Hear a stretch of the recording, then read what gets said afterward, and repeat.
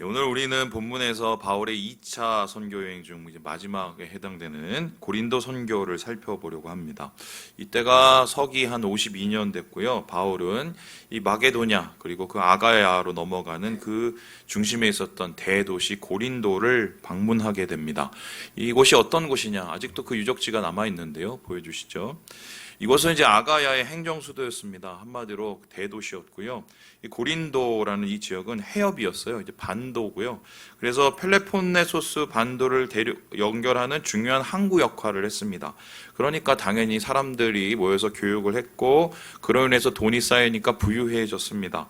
사람들 많이 모여서 어느 정도였냐면 최고로 많았을 때는 인구가 70만이 넘었다고 합니다. 예전의 크기를 어떻게 생각하면 되냐면 곱하기 10 곱하기 20 하면 됩니다. 지금 생각하면. 지금 우리 의정부 인구가 46만이잖아요.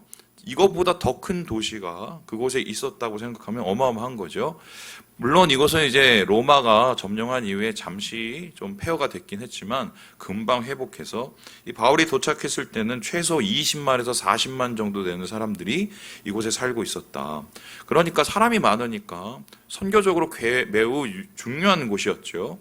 이곳에서 이제 바울은 첫 발을 딛고 전도하고 선교하고 교회를 세우게 되었습니다. 그런데 이러한 중요한 시점에서 바울의 모습 우리가 살펴볼 때 좀 문제가 있었습니다. 바울은 맨 처음에 고린도에 도착했을 때 자기 심경이 어떻게 했냐 이렇게 밝히고 있는데요. 우리 함께 고린도전서 2장 3절의 말씀을 같이 한번 읽어보겠습니다. 시작. 내가 너희 가운데 거할 때에 약하고 두려워하고 심히 떨었노라. 어땠다고요? 약했다. 두려움이 많았다. 그리고 심지어 난 떨기까지 했다. 뜻밖의 모습입니다. 여러분, 우리가 아는 바울은 어떤 사람입니까? 대단한 사람이죠. 철인이죠. 의지의 신앙인. 그래서 이 구약을 대표하는 사람 하면 모세를 생각하고, 신약을 대표하는 사람 이러면 우리는 당연히 바울을 생각합니다. 그는 이방인의 사도로서 이방을 정말 불철주야로 쫓아다니면서 그 로마의 선교를 위해서 모든 것을 다 불태운 사람이었습니다. 근데 이런 사람이 갑자기 약한 모습을 봅니다. 두려워하기까지 하고 심히 떨었다고 하는 이 표현 우리가 어떻게 이해해야 될까요? 그렇다면 오늘 이 말씀을 통해서 왜 고린도 선교 때 바울이 이토록 지쳤을까, 고됐을까, 이토록 힘들었을까 그 원인을 한번 찾아보려고 하는데요. 이 문맥으로 여러 가지 상황들을 살펴보면은 세 가지의 큰 이유를 발견하게 됩니다. 다음과 같은데요. 이 첫 번째는 여기까지 오기까지 이제 마게도냐로 넘어와서 선교를 하게 됐는데 빌립보에서 마게도냐로 그리고 고린도로는 그 모든 선교 기간이 매우 고됐기 때문입니다. 뿐만 아니라 고린도의 이제 방탕한 문화가 생각보다 매우 심각했고요. 그리고 실패인데요.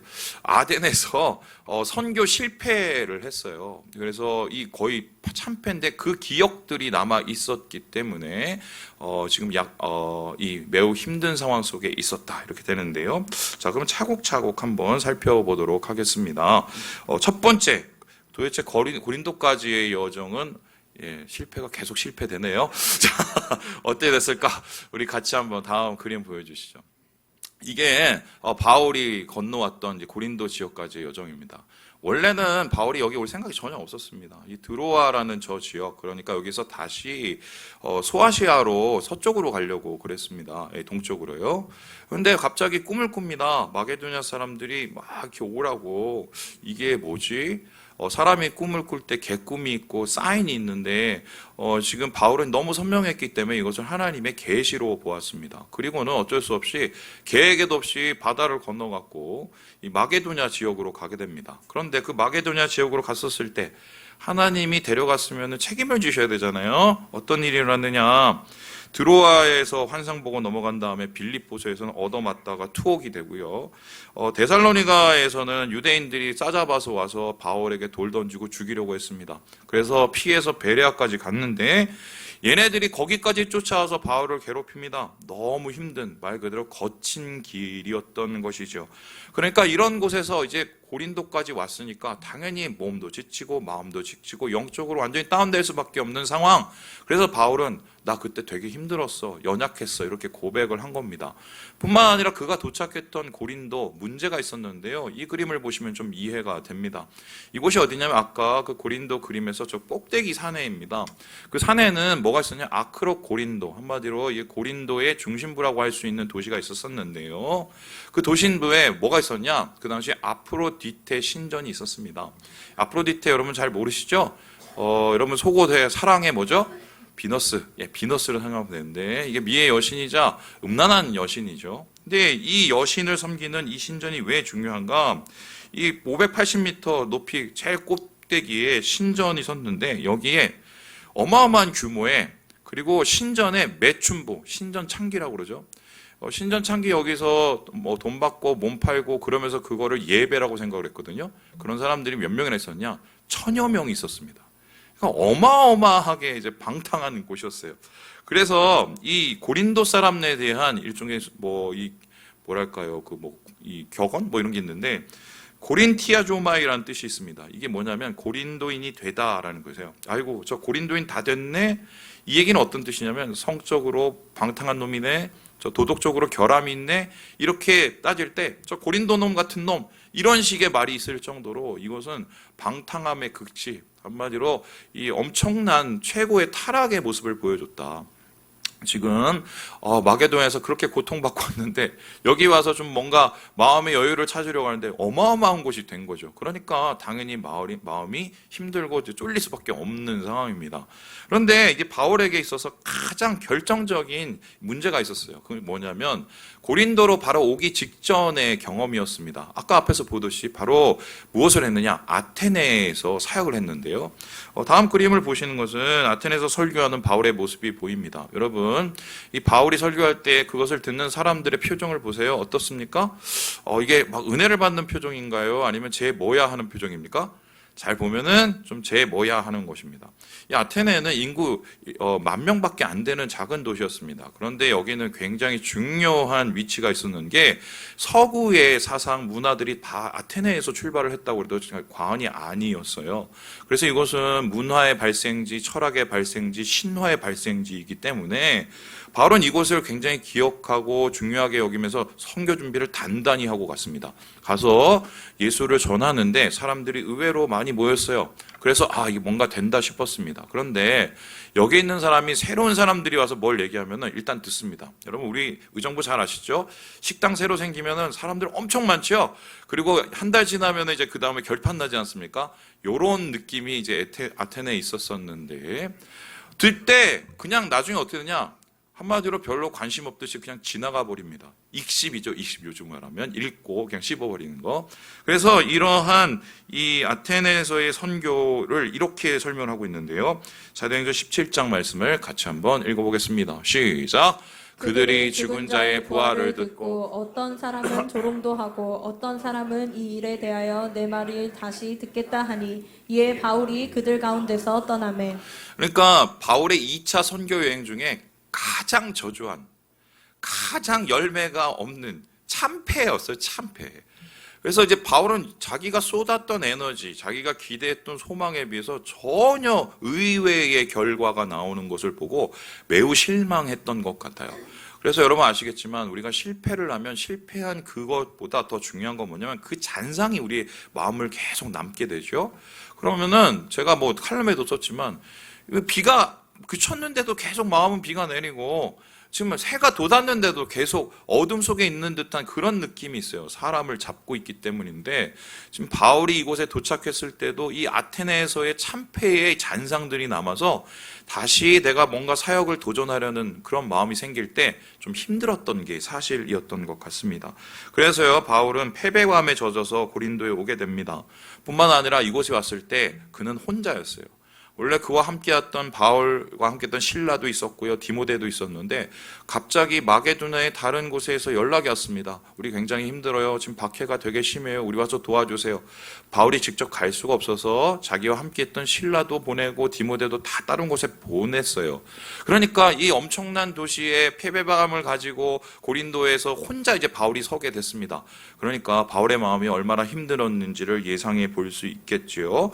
그리고 그래도 뭐 지갑이 좀 이렇게 두둑하면 사람이 그래도 힘이 날 텐데 돈까지 다 떨어졌습니다. 그래서 뭘 하느냐 여기서 바울이 어쩔 수 없이 할 수 있는 일 천막 짓는 거 잘했거든요. 그래서 거기서 천막 치면서 돈 벌고 그리고 이 토요일 주일날에 시간이 남으면 그때 전도하고 이러고 있었어요. 여러 가지로 물심양면이 다 힘든 상황이었다. 그런데 이러한 바울 선교에서 가장 힘들었던 이 순간 고린도 선교는 어떻게 끝이 났을까? 의외인데요. 우리 함께 6절의 말씀을 같이 한번 읽어보겠습니다.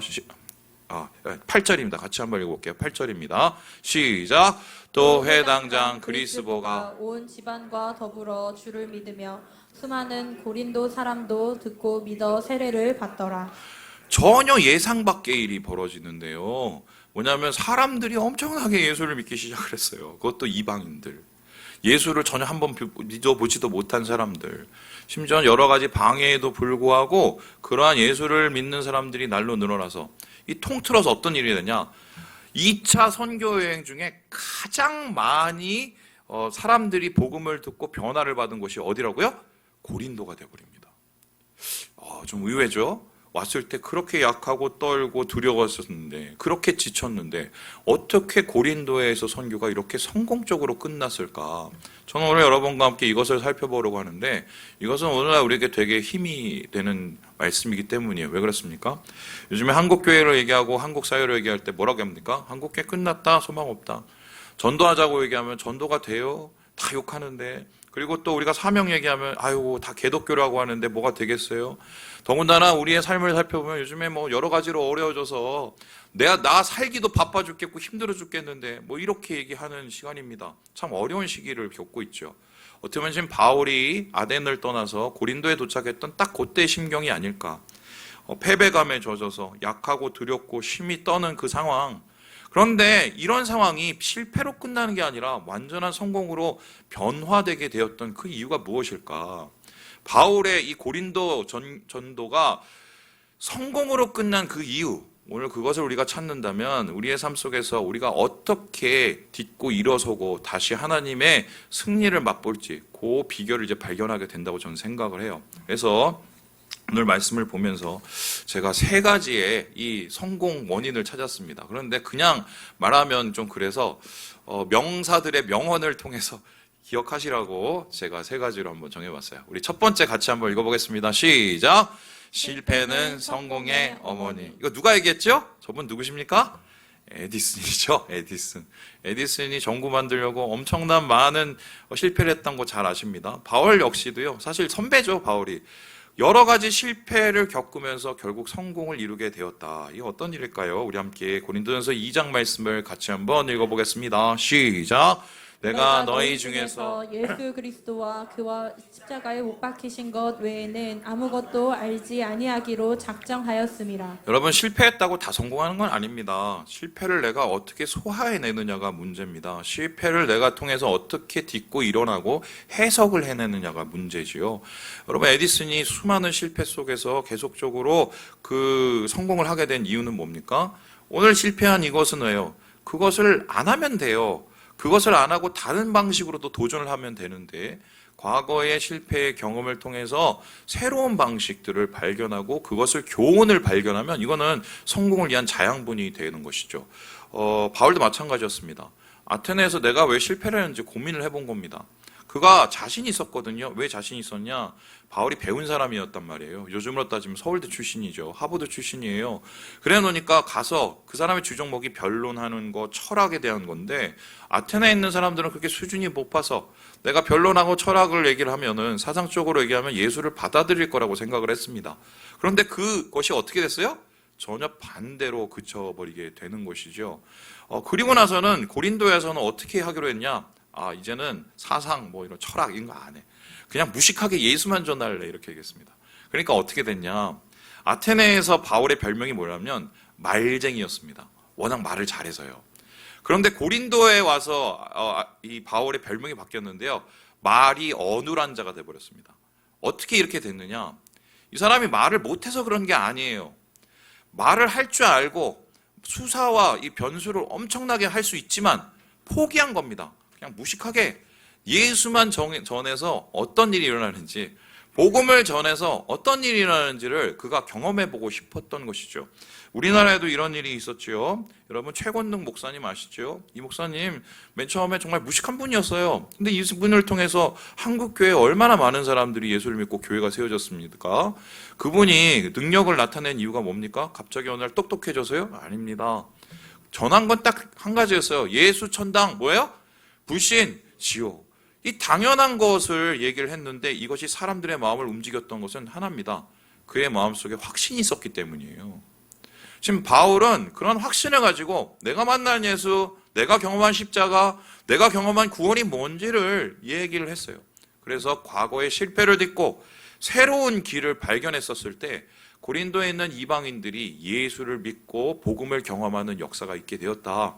오늘날 우리도 이것을 적용해 본다면 이렇습니다. 실패를 실패로 내려두면 안 되고 거기서 우리는 교훈을 발견해야 돼요. 신앙, 왜 한국교회, 왜 우리는 이렇게 됐는가? 저는 한번 질문해 보고 싶습니다. 정말 한국교회는 예수로 살고 있는가? 한국교회의 중심은 정말 복음인가?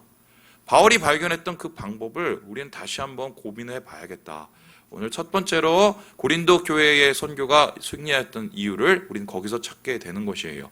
두 번째 그렇다면 고린도 선교가 성공했던 이유는 무엇입니까? 우리 같이 한번 읽어보겠습니다. 시작. 다른 쪽 문이 열린다.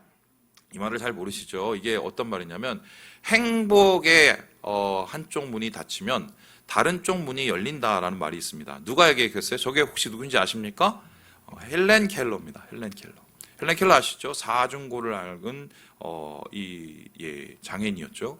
그 사람이 모든 것이 다 막혀 있었을 때 설리반 선생을 만나서 새로운 문이 열리지 않습니까? 그리고 자기의 장애를 극복했을 때 많은 사람들의 희망을 되고 소망이 되어주는 거죠. 바울도 역시 이런 걸 경험을 했는데요. 왔어요. 막혔어요. 어떤 게 막혔느냐? 맨 처음에 유대인 회당에 가서 막 선교를 했습니다. 선교를 했었는데 거기서 사람들이 너무나 막 괴롭히는 거예요. 그래서 어느 정도로 괴롭혔냐면 바울이 심각하게 화를 내고 야, 내가 이제 다시는 니네한테 말씀 전하나 보자. 탈탈 옷을 털고 그냥 나 이방인한테 갈래. 이럴 정도로 바울이 흥분할 정도로 굉장한 이 공격을 받게 되었습니다. 어떻게 보면 이제 바울의 선교는 끝난 듯 했습니다. 그런데 거기서 끝난 게 아니에요. 다음 이 7절에 이렇게 얘기를 하고 있는데요. 우리 같이 한번 읽어보겠습니다. 시작. 거기서 옮겨 하나님을 경외하는 디도유스도라 하는 사람의 집에 들어가니 그 집은 회당 옆이라. 회당에서 쫓겨나서 반대와 공격을 받은 다음에 어디로 갔다고요? 바로 옆집으로 갔어요. 바로 옆집에. 그 여기에 디도 유스도라고 하는 사람의 집이 있었는데 이 사람 부유했고 집이 컸어요. 그래서 거기서 다시 사역을 시작했는데 어떤 일이 일어나는가? 사람들이 이방인들이 몰려오기 시작합니다. 그리고 더 중요한 것은 뭐냐면 얼마 전까지 회당에서 자기를 방해하던 사람들 그 중에 대표였던 회당장이 있었습니다. 그 회당장까지 여기에 와서 구원을 받습니다. 세례를 받고. 이게 말도 안 되는 일이 일어나는데 아마 회당에서 쫓겨나서 이게 말도 안 되는 상황이 됐을 때 끝이라고 생각했으면 이거 아무것도 안 일어난 거예요. 뭐라도 한 거죠. 새로운 뭔가 도전을 다시 한 거고 다른 쪽 길이 열린다는 어떤 그런 확신이 있었던 것 같아요. 그런데 이것은 단순히 회당 옆에 그 교회를 세운 그것에서 끝나지가 않았어요. 앞에서 말씀드렸죠. 고린도에 왔었을 때 이 사람 혼자였습니다. 그래서 되게 외로웠어요. 그리고 돈도 없었어요. 근데 어떤 일이 일어났느냐? 여기서 누구를 만나냐면요. 브리스길라와 아굴라를 만납니다. 여러분 이 사람은 바울에 있어서 선교적 동지이자 절대적인 후원자였어요. 어느 정도냐면 바울을 위해서 내가 대신 죽을 수 있었다고 말할 정도의 사람들이었습니다. 이걸 만난 게 어디라고요? 고린도였습니다. 자기에게 아무도 없었을 것 같고 외로웠을 때 길이 열렸어요. 브리스길라와 아굴라를 만나게 된 겁니다. 그리고 돈이 없었어요. 그래서 오죽했었으면 텐트 메이킹을 다시 합니다. 그런데 어떤 일이 일어났냐? 얼마 후에 신라와 얼마 후에 디모데가 돈을 이빠이를 가지고 들고 온 거예요. 이게 어디서 들고 왔냐? 마게도냐에 있는 교회를 살피러 갔는데 그 교회에서 감사하다고 바울 선교를 돕겠다고 얼마 지어지지 않은 그 교회 사람들이 돈을 왕창 모아서 선교비를 들고 온 거예요. 그래서 그걸 들고 엄청나게 열심히 사역을 할 수 있는 새로운 길이 열렸다. 여러분 그래요. 자꾸 우리는 안 되는 것만 보니까 다 끝난 것처럼 생각을 하는 겁니다. 우리 인생에서도 안 되는 것만 보니까 모든 게 다 끝났다고 생각을 해요. 그런데 예수 믿는 사람, 특히 바울과 같이 우리가 주님의 사명을 가지고 사는 사람들은 그걸 알아야 돼요. 한쪽 문이 닫히면 다른 쪽 문이 열려요. 주님께서 함께 하시는 곳엔 그런 일이 일어나기 때문인데요.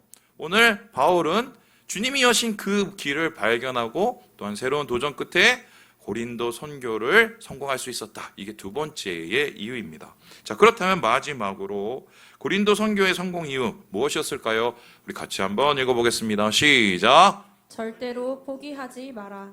이 절대로 포기하지 말라. 이건 누가 얘기했냐면 저기 저 불독같이 생긴 사람 누군지 아십니까? 예, 처칠입니다. Never, never give up. 절대로 포기하지 마라. 뭐 이 유명한 연설이죠. 이것을 똑같이 선배죠, 사실은. 어떻게 했느냐? 바울은 이 고린도 기간에 참 자기도 힘들고 어렵고 괴롭고 연약했는데도 포기하지 않고 선교를 이어갔는데요. 그 선교를 포기하지 않은 것이 어느 정도였을까? 우리 함께 11절의 말씀을 같이 한번 읽어보겠습니다. 시작. 1년 6개월을 머물며 그들 가운데서 하나님의 말씀을 가르치시니라. 얼마나 머물렀다고요? 1년 6개월. 요즘으로 따지면 군기간입니다. 그죠? 군대를 산 거예요. 그럼 18개월인데, 근데 이게 어떤 의미냐면은, 바울의 2차 선교 여행 중에 제일 오래 있었던 곳이 바로 여기예요. 제일 약했는데 이곳에 제일 오래 있었습니다. 그러면 어떤 뜻이냐면, 힘들고 어렵지만 포기를 하지가 않았다는 것입니다. 2차 선교 여행 중에 가장 긴 기간을 이겨냈고요. 자기가 힘들었지만 여기서 버텨냈어요. 그런 1년 6개월의 시간을 버텨냈을 때, 순종함에 버텨냈을 때, 하나님께서 놀라운 역사를 보여주게 된 것이다. 자, 세 가지를 봤어요. 왜 성공을 했느냐? 실패는 성공의 어머니, 그죠? 그리고 다른 쪽 문이 열린다. 그리고 세 번째로 뭐예요? 절대로 포기하지 않는다. 이렇게 했어요. 자, 그러면 이제 제일 중요한 얘기를 제가 한번 던져보겠습니다. 여러분, 이게 되나요?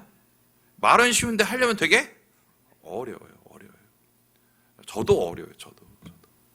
저도 솔직히 요즘에 나이가 이제 50이 넘으니까 이제 한국 나이로 53이에요. 피가 덜 끓습니다. 피가 덜 끓으면 좀 성질은 좀 죽었는지 모르겠는데 요즘에 갑자기 생기는 게 있습니다. 뭔지 아세요? 겁이 생깁니다. 겁이 생겨요. 그래서 옛날에는 뭐 사역을 무서운지 모르고 했어요. 집도 안 가고 잠도 안 자고 했습니다. 근데 요즘에는 사역을 딱 보면은 크기를 보면 야, 저걸 내가 어떻게 하지? 그리고 예전에 내가 겪었던 비슷한 좀 어려움들이 쫙 보이기 시작하면 야, 저걸 또 해야 돼? 막 이런 생각이 막 오거든요. 막 그래서 그 어려움이 오면 지레 겁나서 무너져요. 저도 사실 요즘에 겁이 좀 생겼어요. 사실 우리가 이런 말은 너무 잘 아는데 실생활에서 이것을 우리가 지켜나가고 적용해 나가는 게 참 어렵지요. 자, 그렇다면 질문해 봅니다. 바울도 사람인데, 바울도 우리처럼 연약한 사람인데 어떻게 이걸 했냐는 거예요. 실패를 딛고 성공을 하고 다른 쪽 문을 기다리고 포기하지 않고 어떻게 이걸 했냐고. 여기에는 굉장히 중요한 비밀 하나가 있어요. 뭐냐면요, 바울이 환상을 본 것으로 시작이 됩니다. 우리 함께 9절 10절의 말씀을 같이 한번 읽어보겠습니다. 시작. 밤에 주께서 환상 가운데 바울에게 말씀하시되 두려워하지 말며 침묵하지 말고 말하라. 10절 같이 읽을게요. 시작. 내가 너와 함께 있음에 어떤 사람도 너를 대적하여 해롭게 할 자가 없을 것이니 이는 이 성중에 내 백성이 많음이라 하시더라. 안 그래도 쫄리고 힘들고 어렵고 막 괴로운 막 상황 속에서 내가 겁도 많고 이거 어떻게 하냐 하고 있었을 때 하나님께서 갑자기 환상 중에 딱 나타났습니다. 그리고 뭐라고 말씀하시죠? 멈추지 마. 두려워하지 마. 계속해. 이렇게 얘기를 했어요. 뭐 그걸 몰라서 안 하나요? 그리고서는 하나님께서 중요한 얘기를 하나 하셨죠. 내가 너와 함께 있겠다. 그래서 해롭게 할 자를 내가 막아줄게. 그리고 이 성중에는 내 백성이 많아. 네가 아직 구원하고 너를 통해서 살아날 영혼들이 많아. 주님께서 이 말씀을 하시면서 바울을 위로해 주셨습니다. 저는 이 말씀을 통해서 오늘날 우리에게 필요한 하나님의 메시지를 듣습니다. 그게 뭔가요? 예수 믿고 꽃길만 가나요? 전 보니까 예수 믿고 힘든 게 훨씬 많고, 원래 세상이 힘들고 예수 믿으면 더 힘듭니다. 죄송해요. 원래 그래요. 여러분 다 예수 믿고 복 받는다는데 속고 이게 오신 거예요, 사실은. 예수님 때문에 예수 믿어서 당하는 어려움들 많죠. 고난 많죠. 괴로움이 있습니다. 세상 사람들 쉽게 가는 일, 우리는 거칠게 갑니다. 걸어야 될 길, 거친 길이 많아요. 그러나 우리가 그 길을 걸어갈 수 있는 이유가 무엇입니까? 힘이 세서, 능력이 세서, 믿음이 세서? 저는 아니라고 봐요. 여러분, 아무리 힘들고 어려워도 그 길에 주님이 함께 하시는 것을 경험하고 느끼면 이겨냅니다. 왜냐하면 하나님이 매일매일 공급하시는 힘을 주시고, 그리고 내가 겪는 지금 이 일에 하나님께서 가치와 의미를 부여해 주시기 때문에 그걸 이겨내는 거예요. 우리는 사실 고린도에서 바울이 그렇게 힘들었어요. 괴로웠어요. 쫄렸어요. 그런데 바울은 이겨냈습니다. 주님이 함께 하시겠다는 이 말씀을 들었기 때문이에요. 그리고 주님이 바울을 통해서 하실 일이 있다는 그 얘기를 들었기 때문입니다. 우리는요, 주님이 주신 능력으로 버팁니다. 주님이 주신 사명으로 이겨냅니다. 이것을 가지고 뭐라고 그럽니까? 신앙이라고 해요. 이걸 신앙이라고. 중요한 것은 상황이 아닙니다. 진짜 힘든 상황은 생각보다 빨리 지나가요. 그런데 더 중요한 것은 그 상황에 계속 빠져서 헤어나지 못한 우리의 영혼이거든요. 그런데 중요한 것은 상황이 아니라 주님이 지금 함께 계시냐에 우리가 초점을 맞추고 있으면 우리가 이것을 이겨낼 수 있는 힘과 능력을 얻게 되는 것이죠. 실패를 통해서 성공을 발견하고 다른 길이 열리는 것을 보고 그리고 버티고 견뎌내고 포기하지 않을 수 있겠다는 말입니다. 그 길이 얼마나 거친가 얼마나 오래인가 보다 그 길에 주님이 함께 계시는가가 중요한 것입니다. 그래야 우리가 완주를 할 수 있고요. 하나님의 큰 역사를 경험할 수가 있는 것이에요. 바울이 이렇게 버텼기 때문이에요. 그 후에 바울이 고린도를 향해서 편지를 여러 번 쓰는데요. 마지막 편지에서 자기가 고린도에서 어떤 마음으로 사역을 했는지, 어떻게 이겨냈는지, 하나님의 역사를 어떻게 봤는지를 이렇게 고백을 하고 있는데요. 우리 같이 고린도후서 12장 말씀을 읽어보겠습니다. 시작! 그러므로 내가 그리스도를 위하여 약한 것들과 능력과 궁핍과 박해와 곤고를 기뻐하노니 이는 내가 약한 그때의 강함이라. 제일 약했어요. 그런데 하나님의 은혜를 붙잡고 견뎌낸 겁니다. 그래서 그가 강한 게 뭔지를 알게 됐어요. 강한 건 내가 강해서 강해지는 게 아니에요. 주님이 함께 하시기 때문에 강하다는 걸 알게 된 거예요. 하나님의 일을 나를 통해서 하실 것을 알기 때문에 강해지는 겁니다. 제가 오늘 왜 이 말씀을 정하는지 이 얘기하고 마치도록 하겠습니다.